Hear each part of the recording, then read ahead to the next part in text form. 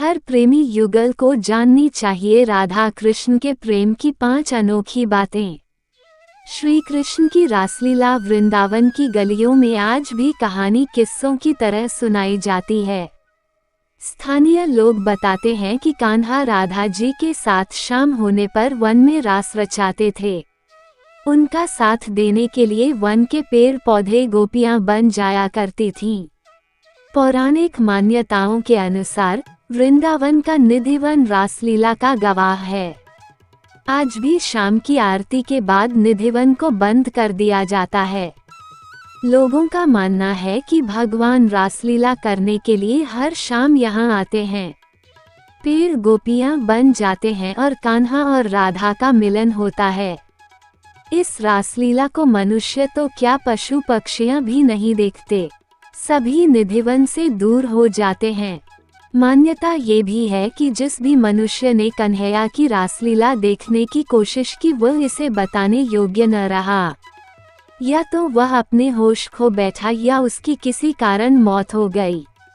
निधिवन में लगे तुलसी के पौधे जोड़ों में हैं, जो कृष्ण और राधा की रासलीला में शामिल होने के लिए गोपियों का रूप धारण कर लेती हैं। जहाँ कृष्ण वहाँ राधा। भगवान श्री कृष्ण का नाम ही राधा के नाम से जुड़ा हुआ है। आज भी लोग कान्हा को राधे कृष्ण राधे श्याम कहकर पुकारते हैं। इसे कृष्ण और राधा के प्रेम की ताकत कह ले या भौतिकता से दूर अध्यात्म और आंतरिक मिलन की मिसाल कह ले।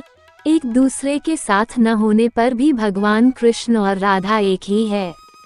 उनके प्रेम की मिसाल दी जाती है। दोनों बचपन में बरसाना और वृंदावन की गलियों में मिले, उन्हें प्रेम हुआ। पुराणों के मुताबिक हर प्रेमी युगल की तरह वह भी एक दूसरे के साथ जीवन बिताना चाहते थे, विवाह करना चाहते थे, लेकिन ऐसा हो न सका। कृष्ण मथुरा चले गए और एक राजा बन गए।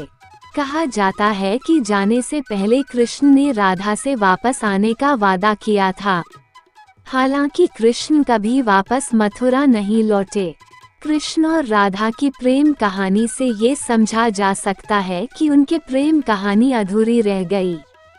दोनों का मिलन न हो सका, लेकिन अगर उनके प्रेम की गहराई को समझे तो राधा व कृष्ण कभी अलग थे ही नहीं, तो उनके विवाह और भौतिक मिलन का क्या अर्थ। चलिए जानते हैं राधा कृष्ण के प्रेम की ऐसी अनोखी बातें जो हर सच्चे प्रेमी युगल को जाननी चाहिए। वृंदावन के निधिवन में आज भी कान्हा करते हैं रासलीला। राधा कृष्ण के प्रेम की अनोखी बातें। कृष्ण और राधा पति पत्नी नहीं थे, उन्हें हमेशा से एक प्रेमी और प्रेमिका के रूप में जाना जाता है। कृष्ण की 16,108 रानियां थीं, लेकिन हर मंदिर में, हर मूर्ति और हर तस्वीर में कृष्ण अपनी पत्नियों के साथ नहीं बल्कि राधा के साथ रहते हैं। 16,108 रानियों पर एकमात्र राधा का प्रेम भारी पड़ जाता है। आखिर क्यों? राधा और कृष्ण के प्रेम की ऐसी क्या खासियत थी? चलिए जानते हैं राधा और कृष्ण के प्रेम एक मिसाल क्यों है। अलग नहीं है राधा और कृष्ण। कृष्ण और राधा ने अपने प्रेम से यह बताया कि वह दोनों अलग नहीं है।